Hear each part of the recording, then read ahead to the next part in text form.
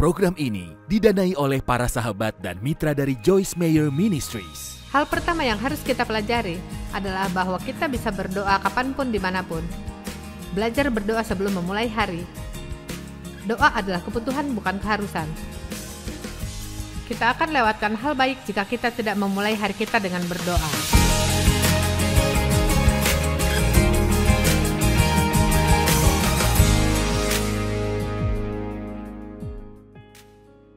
Jangan takut untuk meminta apa yang saudara butuh dan inginkan.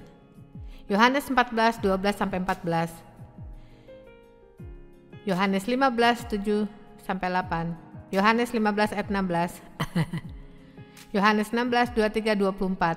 Yohanes 16, 26-27. Semua berkata, minta. Apapun yang kau butuhkan, akan kuberikan. Janji yang besar. Tapi saudara, tidak bisa hanya mengeluarkan satu ayat sementara banyak ayat yang mengatakan kita harus berdoa sesuai kehendak Tuhan.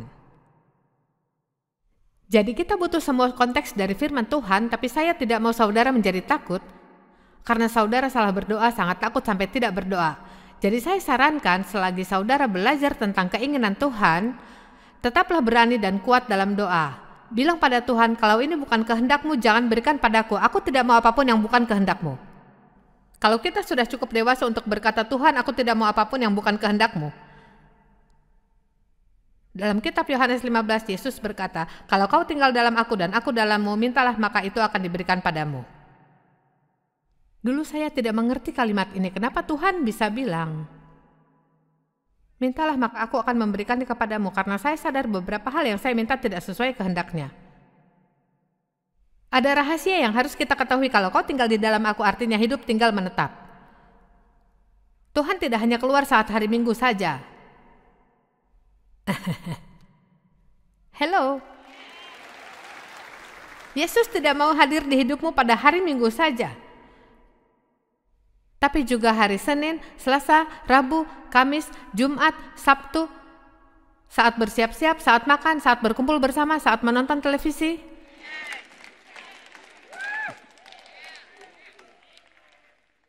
Jadi itulah arti dari tinggal dalamnya. Kalau kau di dalamku, kemudian dia berkata firmanku di dalammu. Jadi jika saya merenungkan firman itu dan firman itu hidup dalam saya, kalau saya menjalin hubungan itu dengan Tuhan dan firmannya di dalamku, saya tidak akan menginginkan yang bukan kehendaknya. Jadi saat saudara dalam proses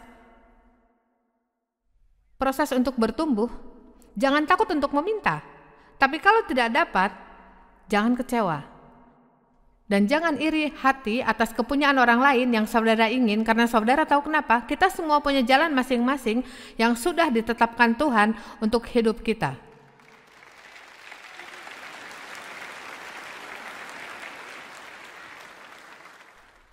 Jadi minta. Dan ini yang saya suka dalam terjemahan yang lebih spesifik. Mintalah dalam namaku. Saudara tahu, gunakanlah Roh Kudus untuk berdoa pada Allah dalam nama Yesus. Ketika saudara bilang dalam nama Yesus, itu bukanlah mantra yang bisa kita pakai setiap kita selesai berdoa. Saat saya bilang dalam nama Yesus, arti sebenarnya adalah, Bapa, aku memberikan semua yang Yesus berikan. Itu terjemahan yang lebih spesifik. Saat kamu berdoa dalam namaku, artinya kita memberikan semua yang Yesus berikan. Jadi, untunglah kita tidak memberikan apa yang ada pada kita tak akan dapat apa-apa. Kita berdoa dalam nama Yesus. Dalam nama Yesus. Hal pertama yang harus kita pelajari adalah bahwa kita bisa berdoa kapanpun dimanapun. Belajar berdoa sebelum memulai hari. Doa adalah kebutuhan bukan keharusan. Kita akan lewatkan hal baik jika kita tidak memulai hari kita dengan berdoa. Bukalah hati saudara untuk Tuhan dan biarkanlah Dia turut bekerja. Akuilah Dia dalam segala lakumu, maka Ia akan meluruskan jalanmu. Berdoa dengan sederhana. Berdoalah dengan sederhana. Dengan demikian kita akan lebih sering melakukannya. Matius 6 ayat 7 berkata, lagi pula dalam doamu itu, janganlah kamu bertele-tele seperti kebiasaan orang yang tidak mengenal Allah. Mereka menyangka bahwa karena banyaknya kata-kata doanya akan dikabulkan. Sulit untuk meyakinkan diri kita bahwa doa sederhana seperti, Tuhan, Mama sakit, bisa dijawab.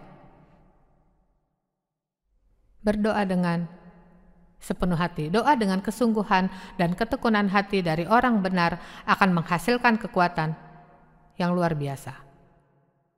Ketahuilah bahwa saudara sedang berbicara dengan Tuhan ketika berdoa. Iblis akan menggoda saudara saat saudara fokus. Saya tidak tahu bagaimana dengan saudara, tapi semua suara sekecil apapun sangatlah mengganggu. Saudara harus pergi.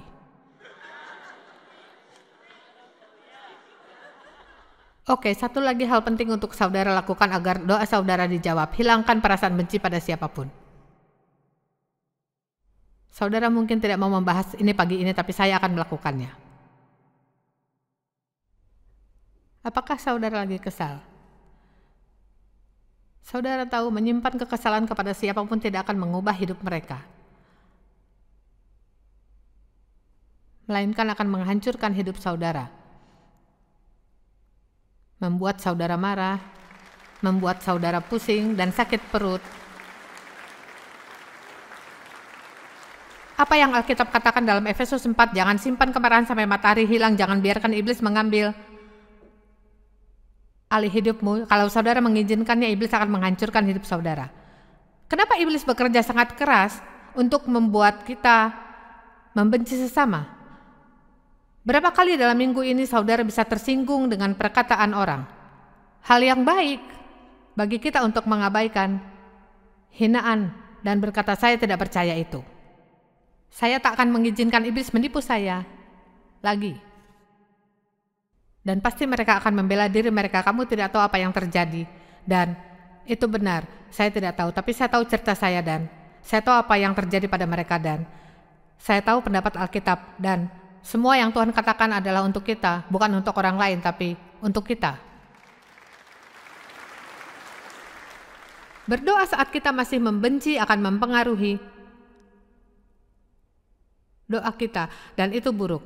Matius 6 ayat 14 berkata, karena jikalau kamu mengampuni kesalahan orang, kecerobohan yang disengaja, kesalahan-kesalahan yang mereka lakukan dengan sengaja, Tuhan berkata, bahkan kalau mereka dengan sengaja menyakitimu, benar-benar menyakitimu, tinggalkan situasi itu, biarkanlah, jangan menyimpan kebencian. Kalau saudara sedang marah dengan seseorang, lebih cepat saudara memaafkan lebih baik. Maafkanlah siapapun atas kesalahan mereka sebelum emosi menguasai saudara. Lalu Bapamu yang di surga akan mengampunimu juga. Hal yang paling penting tentang doa saat kita menghampiri Tuhan, kita harus memiliki keyakinan bahwa tidak ada sesuatu yang belum selesai antara kita dan Tuhan. Sesuatu yang saya sarankan untuk saudara lakukan sebelum tidur adalah tanya ini pada diri sendiri, Tuhan, apakah saya marah pada seseorang? Apakah saya marah pada seseorang? Kalau saudara tidur cepat, besok pagi tanyakan ini pada diri sendiri. Tuhan, apakah saya marah pada seseorang? Janganlah saudara pergi keluar rumah atau tidur kalau saudara marah dengan seseorang.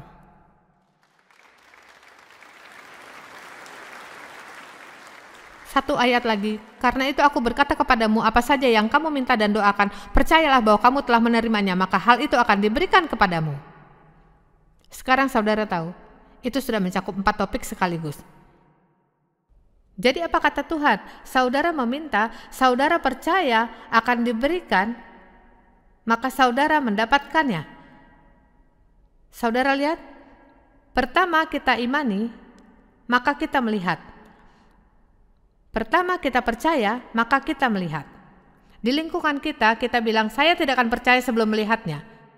Tapi menurut Tuhan, kita harus belajar untuk melakukan yang sebaliknya. Kalau itu sesuai dengan firman dan dengan kehendak Tuhan, dan saya meminta Tuhan, saya percaya Tuhan akan memberikannya, dan saya akan berpegang teguh pada iman saya sampai saya melihat sesuatu terjadi. Ini adalah iman. Iman bagaikan perjanjian, bukti dari segala yang tidak kita lihat, yang sudah kita miliki terlebih dahulu lewat iman. Dave dan saya minggu lalu menandatangani kontrak dengan seorang arsitek. Untuk membangun sesuatu, kita membayar uang muka. Dan saya dengan yakin mengetahui bahwa dia sudah memiliki gambaran. Saya belum lihat. Saya sudah tahu reputasinya, tapi belum melihat hasil kerjanya. Roh Kudus adalah jaminan kita, kata Alkitab. Ayo. Roh Kudus, hanya itu. Ya. Saudara ada di sini sekarang, mungkin saudara belum pernah dengar ini, tapi rasanya sangat melegakan. Seperti, apakah aku percaya hal ini? Benarkah aku memiliki kekuatan dalam hidup, bahwa aku bisa meminta apapun yang kuinginkan pada Tuhan, dan Tuhan akan mendengar doaku, dan ingin ikut campur dalam hidupku? Apakah aku percaya itu? Jaminan dari Roh Kudus bisa kita rasakan dalam hati kita seperti sesuatu yang ingin berbicara, ya, walaupun pikiran kita berkata, tidak. Saya beritahu, pertama kali saya hadir di acara seperti ini, di mana semua orang bertepuk tangan, bersorak-sorai, melompat ke sana kemari, melakukan semua hal aneh sampai otak saya berpikir ada yang salah. Katanya, bahkan saya melihat ada orang berjalan tanpa memakai sepatu. Dan saya pikir,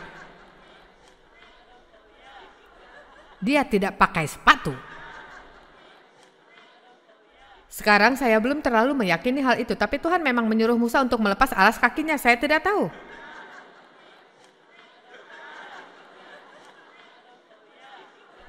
Oh, biarkan saja.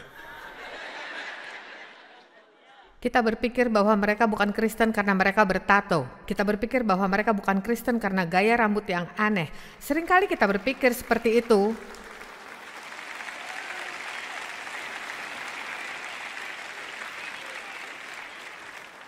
Kita selalu menilai orang, kita bahkan belum membawa mereka dalam komunitas kita.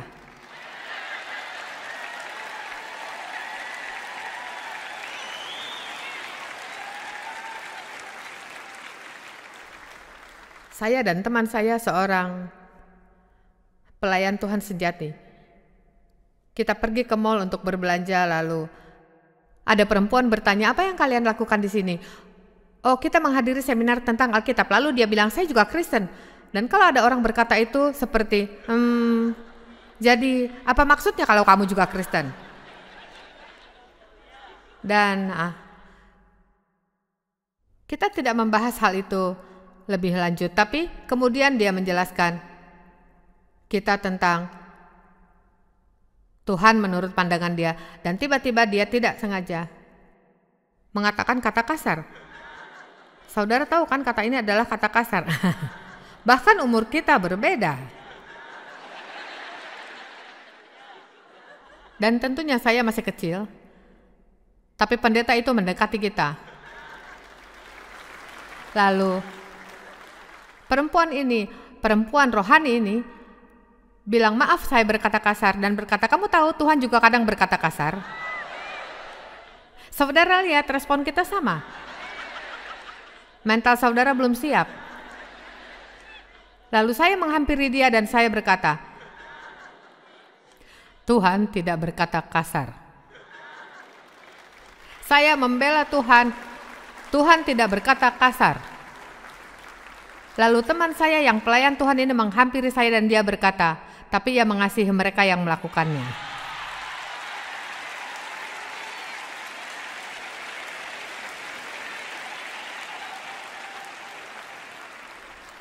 Setelah itu saya sadar bahwa saya mencoba memperbaiki seseorang yang bahkan belum saya kenal. Kita seharusnya tidak boleh mengira bahwa orang lain salah kalau mereka tidak seperti kita. Tidak berpenampilan sama, tidak harum seperti kita, berbicara seperti kita, berpakaian seperti kita, beribadah seperti kita.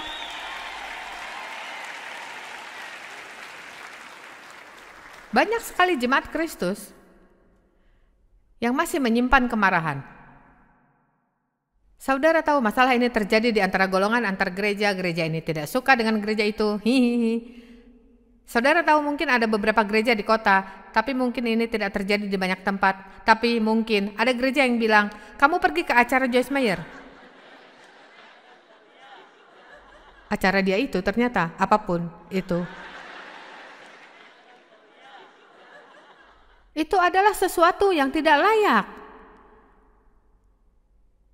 Apapun yang kau minta dalam doa, percayalah itu akan diberikan. Dan kamu akan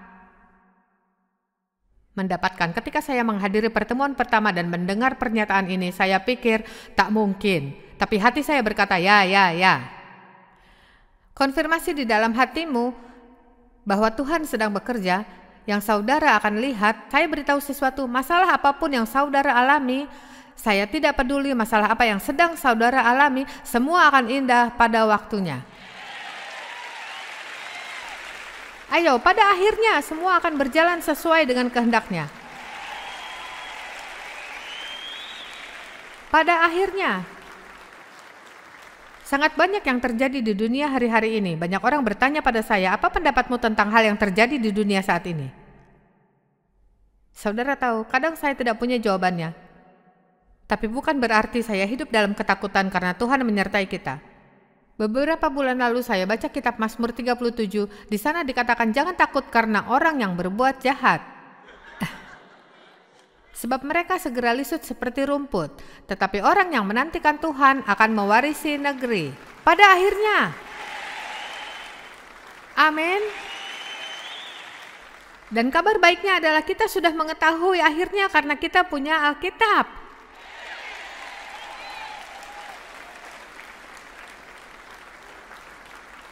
Wah, kita membahas dari Kejadian sampai Wahyu. Jadi jangan biarkan kemarahan menetap di hati kita. Marah karena ini, marah karena itu, marah karena apapun. Jangan menyimpan dosa dalam hatimu dan berharap doamu itu layak.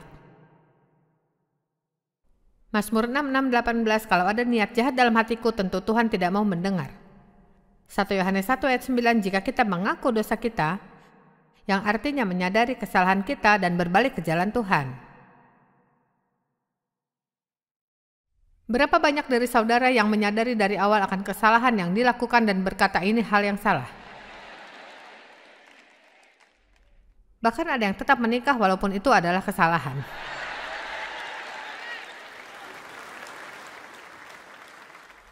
Tuhan tolong kami. Ia adalah setia dan adil, sehingga Ia akan mengampuni segala dosa dan menyucikan kita dari segala kesalahan. Dan saya suka 1 Yohanes 2, saudara harus membaca ini. Anak-anakku, hal-hal ini kutulis kepada kamu, supaya kamu jangan berbuat dosa. Ini tujuan utama dari Alkitab. Jangan hidup dalam dosa, jangan sembunyikan dosamu. Akuilah dosa saudara, karena hal yang bisa iblis gunakan untuk melawan adalah hal yang kita sembunyikan dalam hati kita.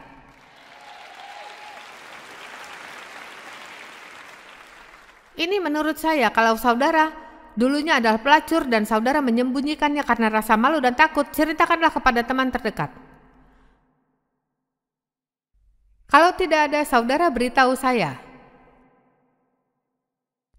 Hal yang iblis bisa gunakan untuk melawan kita adalah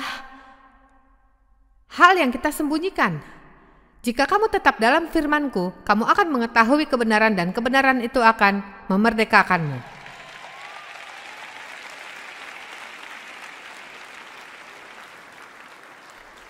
Saya berdiri di mimbar minggu lalu di gereja kita di St. Louis, gereja kita di dalam kota. Gereja yang indah. Dan saya berbicara di situ hanya beberapa kali dalam setahun, tapi saya berdiri di mimbar dan memberitahu mereka bahwa saya dulu seorang pencuri dan penipu. Dan lihat, mereka merespon saya dengan cepat. Seperti,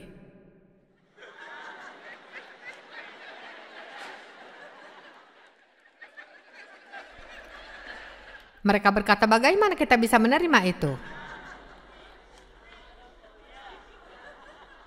Karena saya yang dulu telah mati,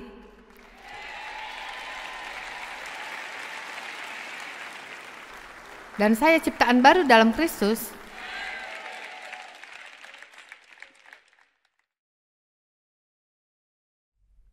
Ayo, saudara mau membahas tentang masa lalu?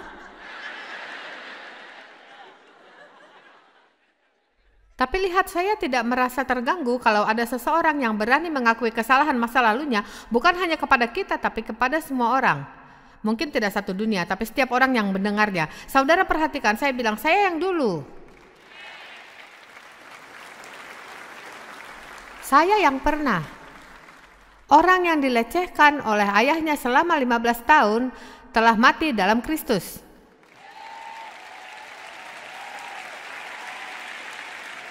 Maka saya tidak merasa bersalah lagi. Kemenangan sudah membebaskan saudara dari rasa bersalah.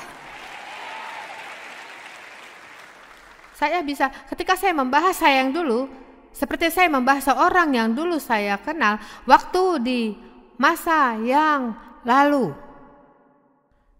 Lihat, itulah masalah kita. Kita tidak tahu bagaimana cara melepaskan masa lalu dan berpegang kepada masa depan. Saya suka ini. Namun jika seorang berbuat dosa, kita mempunyai pengantara kepada Bapa, yaitu Yesus Kristus yang adil, yang menyesuaikan kehendak Bapa dalam segala hal pikiran dan perilaku. Menurut saya ini terdengar seperti, saudara tahu, menyelesaikan masalah dosa itu mudah. Dan masalah ini tidak harus menjadi masalah yang besar. Tujuan kita, bangun pagi dan berusaha tidak berdosa. Saudara tidak datang ke sini dan berniat untuk berdosa setelah ini. Maka dari itu saat kita jatuh dalam dosa, kita tak perlu khawatir, tapi kita perlu sadar. Dan ini kabar baiknya, saat saudara meninggal dan lupa mengakui beberapa hal, saudara akan tetap masuk surga. Tuhan mengetahui hati kita. Tapi saat kita ditegur oleh Roh Kudus, maka saudara harus bilang, Tuhan, Engkau benar. Jangan berargumen dengan Tuhan, itu tak berguna. Tuhan selalu menang. Ayo, Tuhan mencintai saudara. Dan saudara memiliki kehormatan untuk berbicara langsung kepada Tuhan yang Maha Esa. Itu doa berbicara dengan Tuhan. Amin. Bapa, saya berdoa untuk mereka yang ada di sini, agar mereka tak perlu takut untuk berdoa. Mereka bisa berdoa dengan kata-kata yang sederhana dan dengan kesungguhan hati mereka. Tuhan, tolong kami agar kemarahan dan kebencian keluar dari hidup kami, dan semua hal yang Kau ajarkan kami. Dan saya berdoa agar kita memiliki hari yang penuh damai dan sukacita. Dalam nama Yesus. Amin. Siapapun saudara, apapun yang saudara telah perbuat, apapun yang saudara butuhkan, bicarakanlah kepada Tuhan.